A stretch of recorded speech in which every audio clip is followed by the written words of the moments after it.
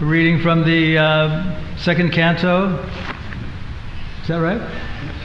Second canto, chapter 7, verse, text number, what is it?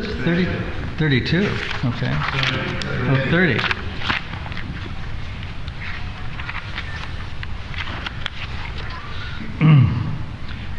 Grinita, responsibly, by taking up yat yat, whatsoever, upabandham, ropes for tying, amusha, his, mata, mother, shulbam, ropes, sutasya, of her son, na, not, to, however, tat tat, by and by, amusha,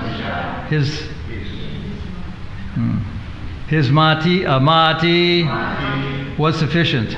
Yet, that which, drinbataha, opening the mouth, asya, of him, vadane, in the mouth, bhavani, the worlds, gopi, the cowherd woman, samviksha, so seeing it, shankita, shankita manaha, doubtful in mind, pratibodhita, convinced in a different way, she was so done. Translation: when the cowherd woman, Krishna's foster mother Yashoda, was trying to tie the hands of her son with ropes, she found the rope to be always insufficient in length. And when she finally gave up, Lord Krishna by and by opened his mouth, wherein the mother found all the universes situated. Seeing this, she was doubtful in her mind, but she was convinced in a different manner of the mystic nature of her son, responsively. When the cowherd woman, Krishna's foster mother Yashoda, was trying to tie the hands of her son with ropes, she found the rope to be always insufficient in length. And when she finally gave up, Lord Krishna, by and by, opened his mouth, wherein the mother found all the universes situated. Seeing this, she was doubtful in her mind, but she was convinced in a different manner of the mystic nature of her son. Purport by Srila Prabhupada. One day, Lord Krishna, as the naughty child, disturbed his mother Yashoda, and she began to tie up the child with ropes, just to punish him. But no matter how much rope she used, she found it always insufficient. Thus she became fatigued. But in the meantime, the Lord opened his mouth, and the affectionate mother saw within the mouth of her son all the universes situated together.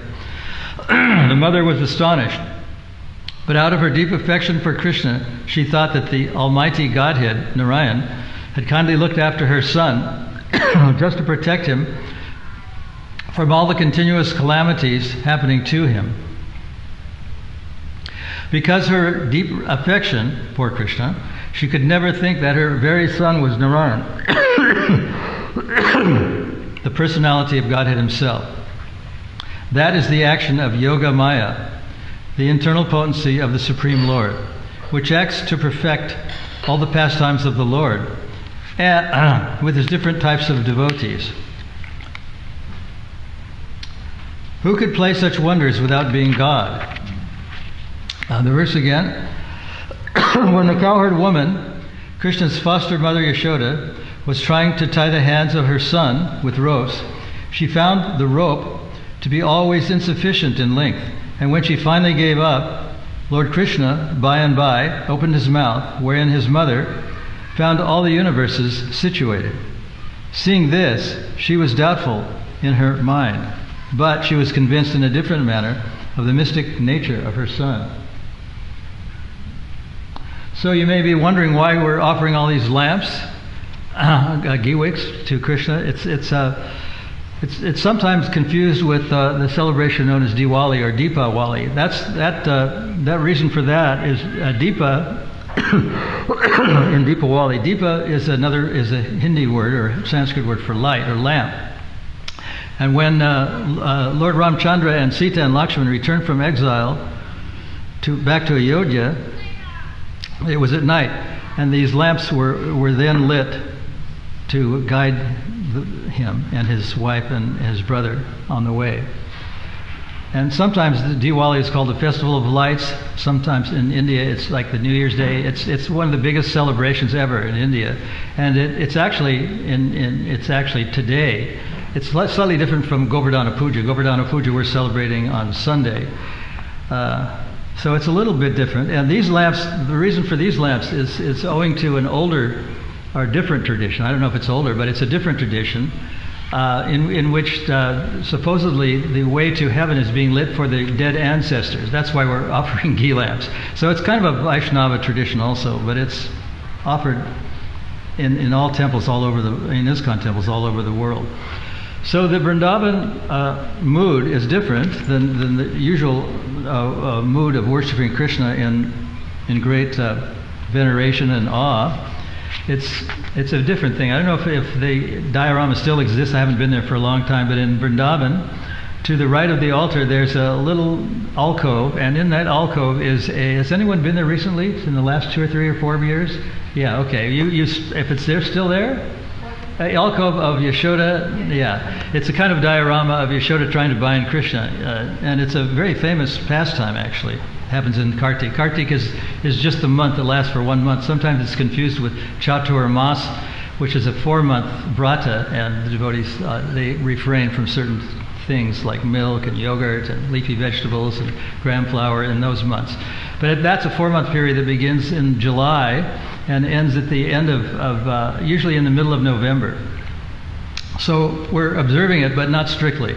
Sometimes devotees observe it very strictly, and men are not supposed to shave during that period. So the first time I came to LA, I saw one devotee just sitting on the sidewalk with a beard, and it was kind of shocking to me, because it's actually mentioned in the Shastras that there are various vratas or vows that one takes during this Chaturmas period, and one of them is that men don't shave.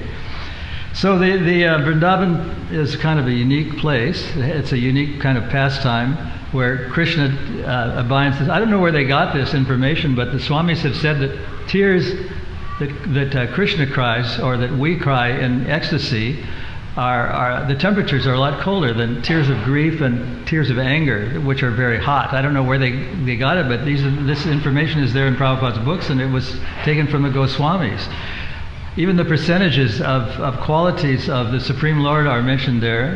He talks about Lord Brahma and the living entities having up to 78%, and Lord Shiva having 84%, and Lord Narayan having 92%. I don't know where they got these percentages, but Prabhupada translates them exactly like that. And Krishna has 100%, and he has some special qualities that no other incarnations have.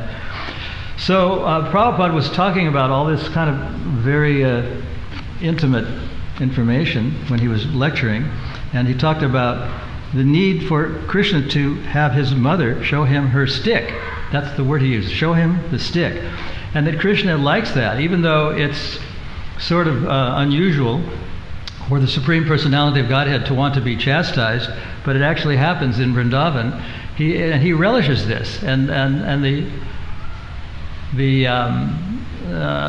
gross analogy was given that sometimes leaders or kings or prime ministers have jesters that tell jokes, and sometimes they insult the king, and he likes that, he relishes that.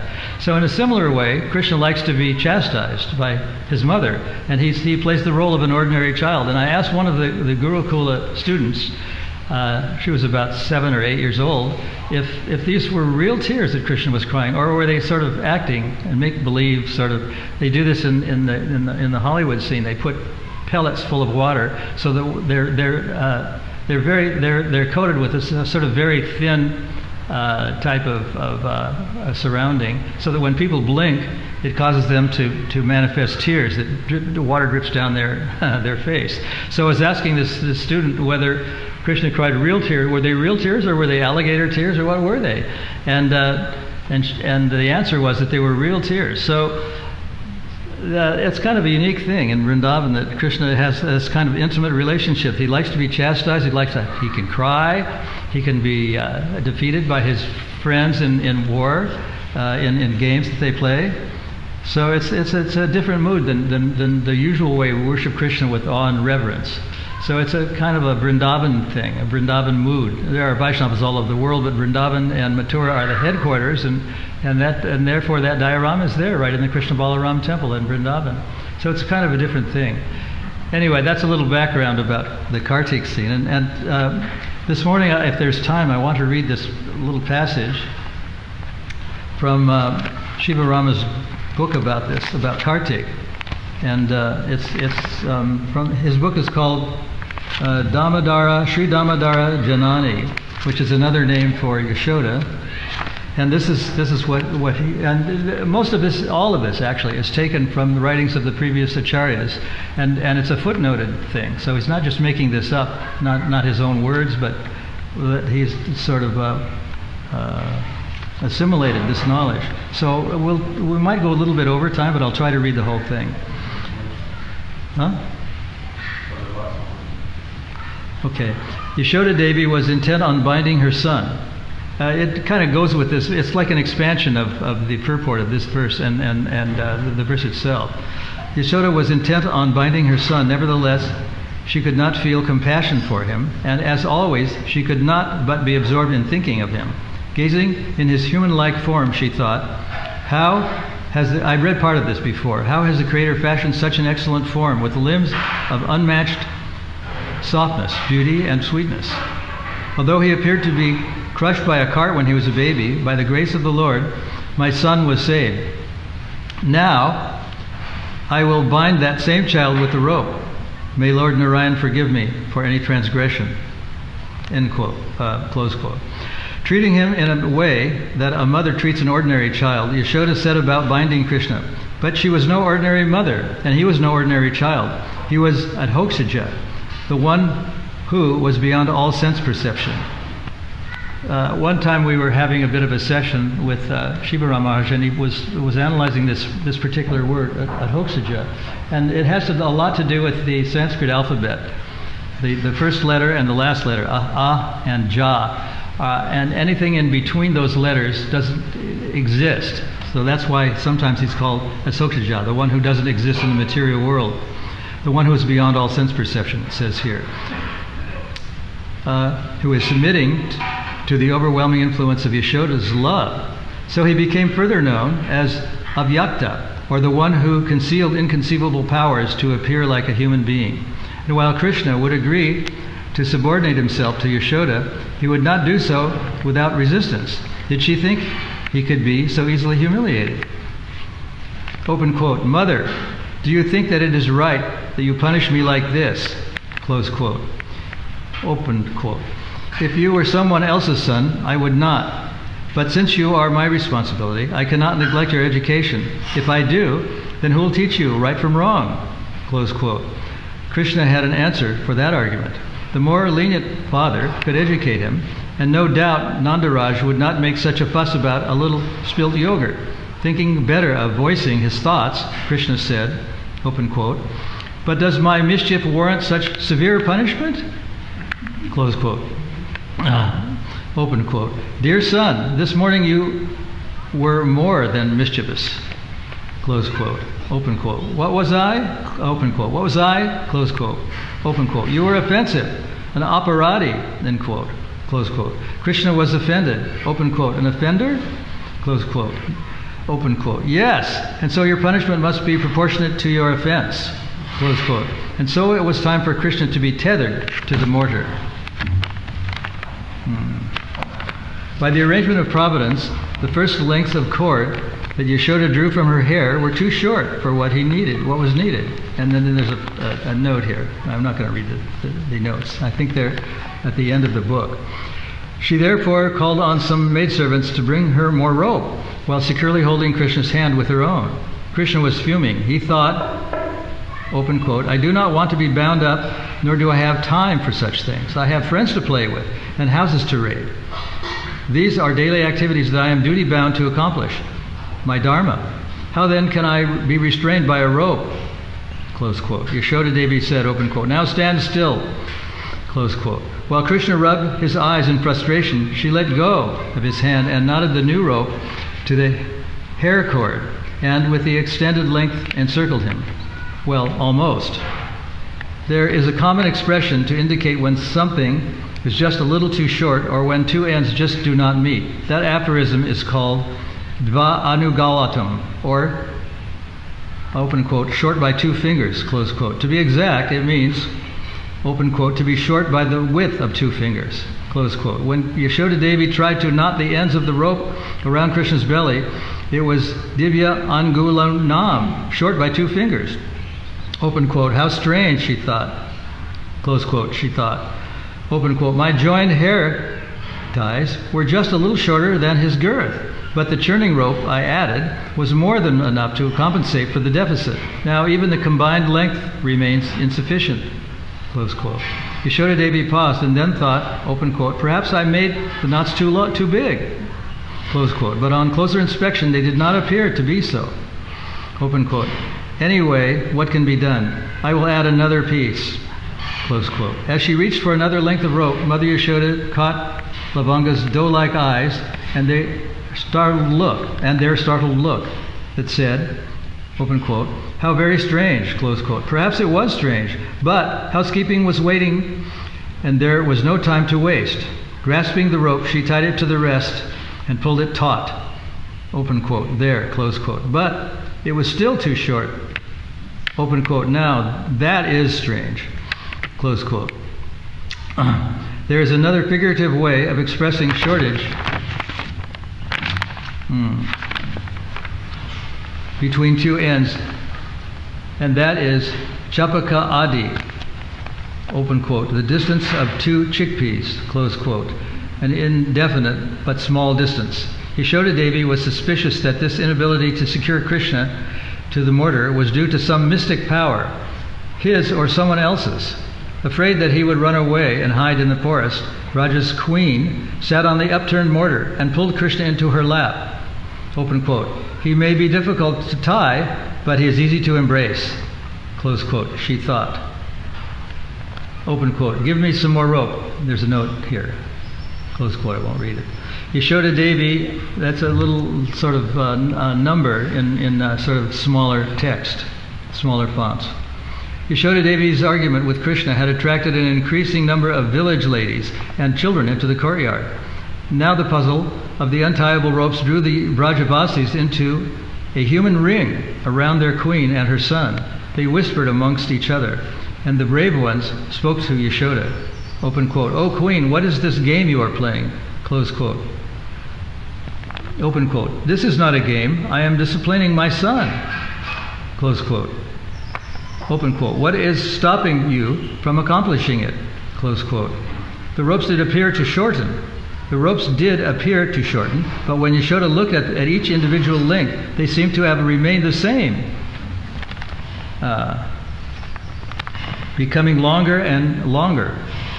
But the total seemed to remain still 2 fingers width short. Open quote, "That is amazing," close quote. Krishna made a wry smile. Yashoda's inability to encompass him was his way of instructing the world that among the 3 processes to approaching him, fruitive work, mystic yoga, and devotional service, the first 2 would be ineffective in reaching him.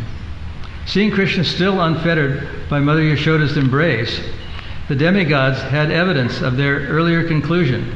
He was both medium-sized and infinite.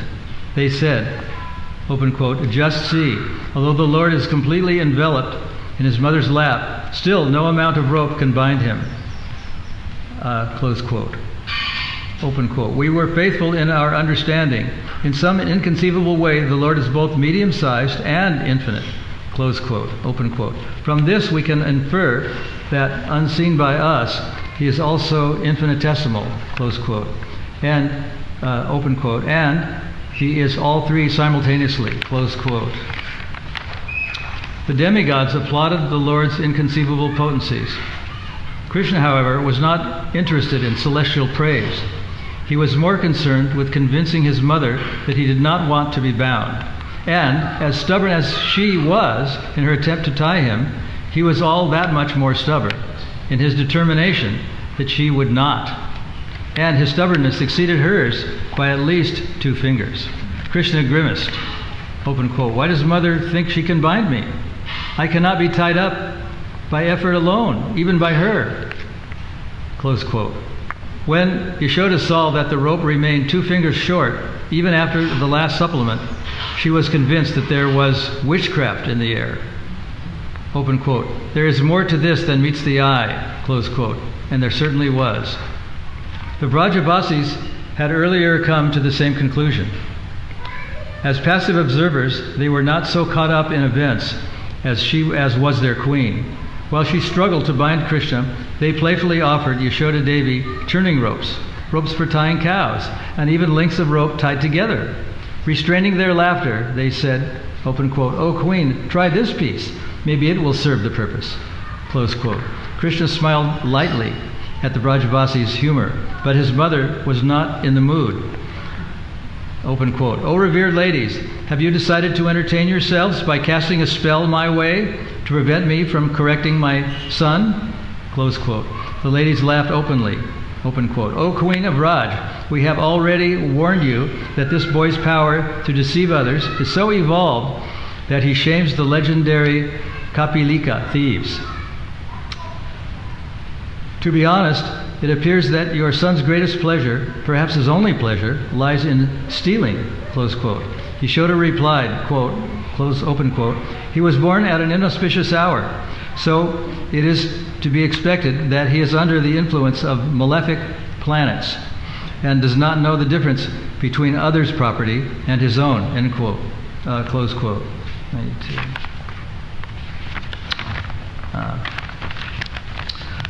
Open quote, "That may be, but what has that to do with our being sorceresses?" Close quote. Yashoda continued, open quote, "I will tell you, the shortness of the rope must be the result of some black magic that you ladies possess. You criticize his thievery to make me think you are against him, but actually you are against me and favor him with your magic shame," close quote. Laughing and good-naturedly, the gopis replied, open quote, "Dear Queen, we swear at your feet that we have no magic power, and if we did, we would use it in your service, not in the service of a thief who causes our village so much grief," close quote. Yashoda Devi's doubt regarding the gopis' conspiracy was allayed, but she was still perplexed at why she was unable to knot the rope around Krishna's belly. The gap of 2 fingers seemed like 2 witches mocking her. Open quote, "How strange," close quote. And no doubt it was. Krishna's Vibhuti Shakti, the potency by which he reveals his opulence, was now serving her master in ways invisible to the eyes and mind. And Krishna was adamant that he would not be tied. His conduct was that of boys when they are unwilling to submit to their mothers. Seeing his unwillingness, the potency that realizes his every desire, the Satya Sankaja Shakti addressed the Vibhuti Shakti, open quote, "O all-powerful one, our Lord and Master does not desire to be bound. Please exercise your powers to make any effort to bind him impossible," close quote. The Vibhuti Shakti replied, open quote, "O attentive one, so be it. Your order has been already accomplished. Until our Lord wills otherwise, he shall remain unrestrained," close quote. In this way, by the influence of Krishna's invisible potencies, the rope continued to remain too short to be tied, regardless of how much was added to it. For the people of Gokula, this miracle became a pleasure sport in which everyone ran to their houses for rope, and that they enthusiastically offered to Queen Yashoda.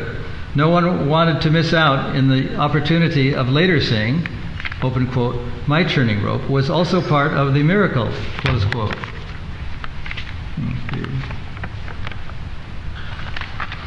And Mother Yashoda kept adding new lengths of rope, hoping that each would be the one to tie Krishna's belly.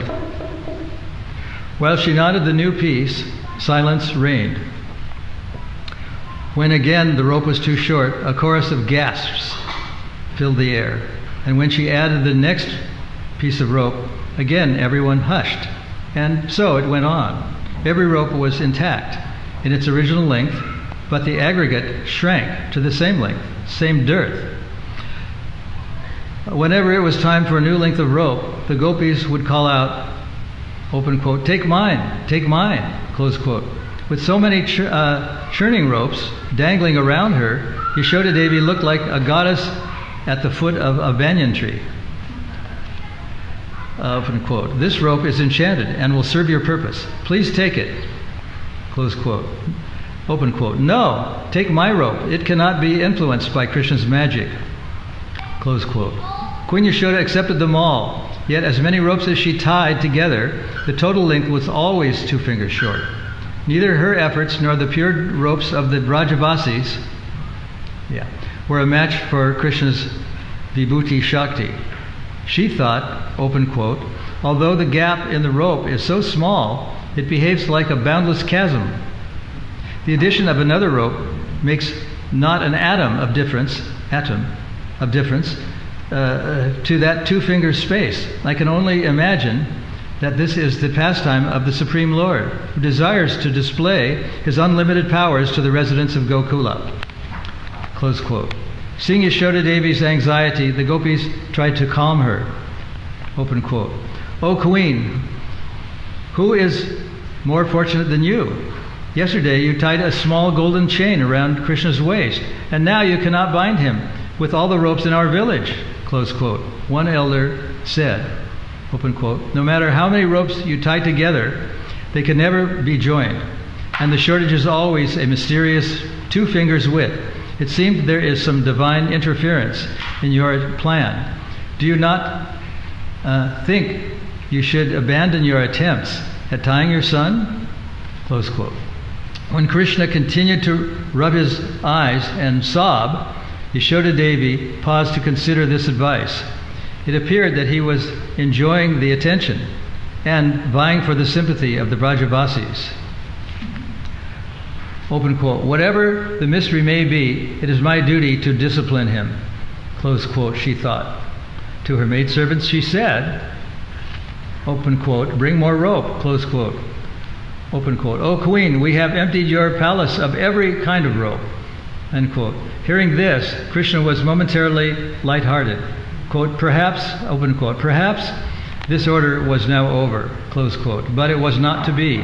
Turning to the villagers, Yashoda said, open quote, bring all the rope from your houses. I will bind this boy even if I have to collect all the rope in Gokula. End quote, close quote. The gopis joyfully accepted this order on their heads. They were blissfully eager to participate in and witness Krishna's incomparable pastime. To gather all the available rope, some ladies scurried home while others sent their sons. The ropes for churning, the ropes for tying cows' legs, the ropes for tethering naughty calves, they bought it all. They brought them all. From above, the demigods saw the movement of the Brajavasis in the way that human beings see ants swarming around an anthill. They wondered, and they were amused. After finding her second wind, Yashoda Devi feigned anger.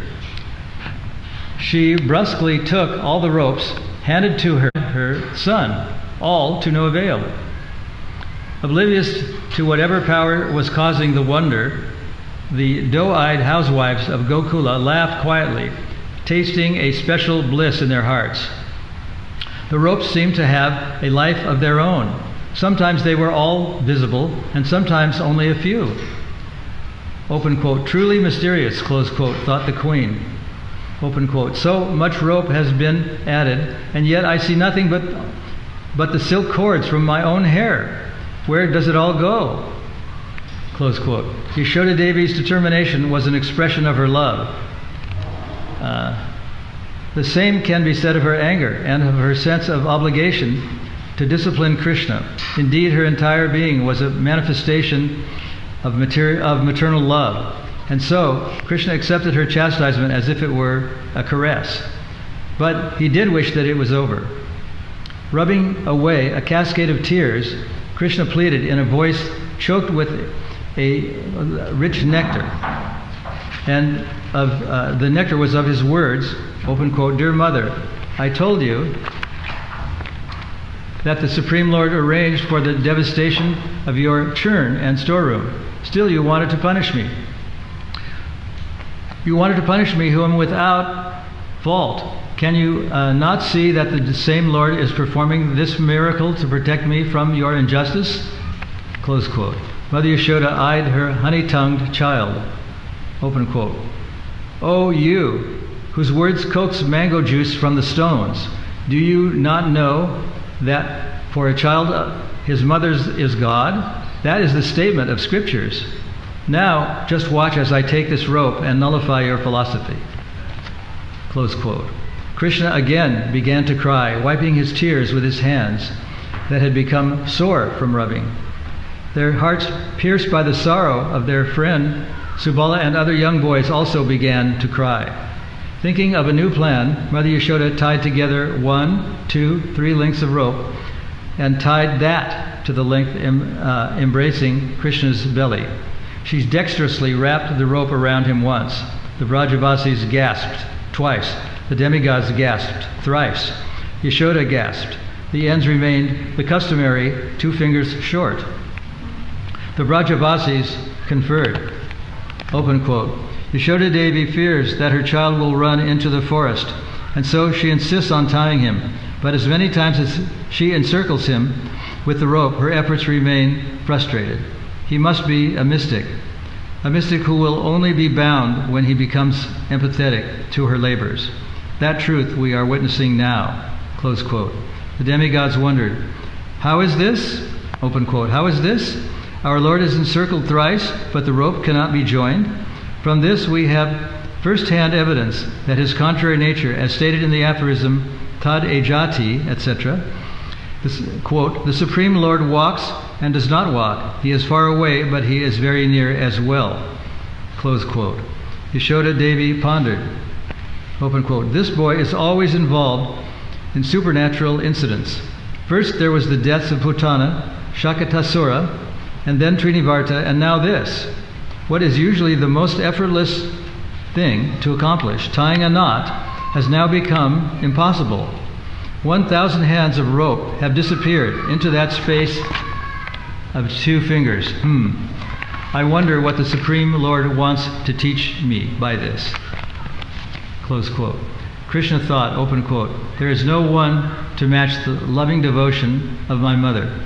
I exist by the grace of the dust of her lotus feet, but that love alone is not sufficient to restrain me. 2 more things are required. That is the significance of the 2-finger width gap. Until my devotees exert themselves fully in service, bhakta parishrama, and until I take compassion on them, mat kripa apta, I do not become them." That's the end of this passage. What he hasn't written in this passage, and what ensued was that Krishna saw that Yashoda was becoming increasingly frustrated and was perspiring due to the effort that she expended, and finally he felt very merciful after seeing this great effort take place, and he finally let her bind him. That's the end of the story. So if you have any questions or comments, we're about 5 minutes over time. Please go ahead and say them. Just Yes? a little clarification on the oxygen. You said that the art and the jar were the end and the beginning of The Sanskrit alphabet. in the middle of existence. How is that? Krishna is given that poetic name because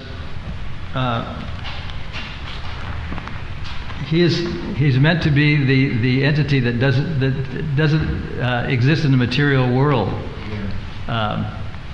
It's kind of poetic, even though there are letters, in Sanskrit letters that exist in that alphabet between those 2 letters. But that was a poetic way of saying that Krishna is unknowable in the material world. Yeah, that I got. But there is letters in the middle. There are letters in the middle for sure. I couldn't understand that bit, but that's all right. Thank you. Yes? Stephen,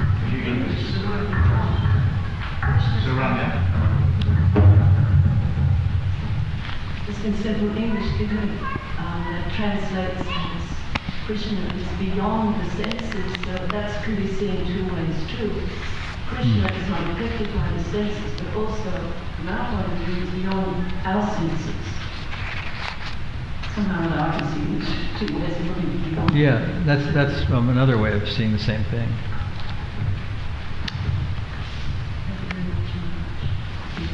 Thank you. Hare Krishna. Anything else? Yes? The offering you said was to the ancestors during this month. Yeah. So are we supposed to also think about... Well, we're not supposed to really think about anything because it's kind of a tradition, especially among Vaishnavas. It's also a Hindu tradition. So we don't have to meditate on what it means, but we just do it because it's there. It's a part of a vow. Thank you. Anything else? Hare Krishna. Thank you. Hare Krishna.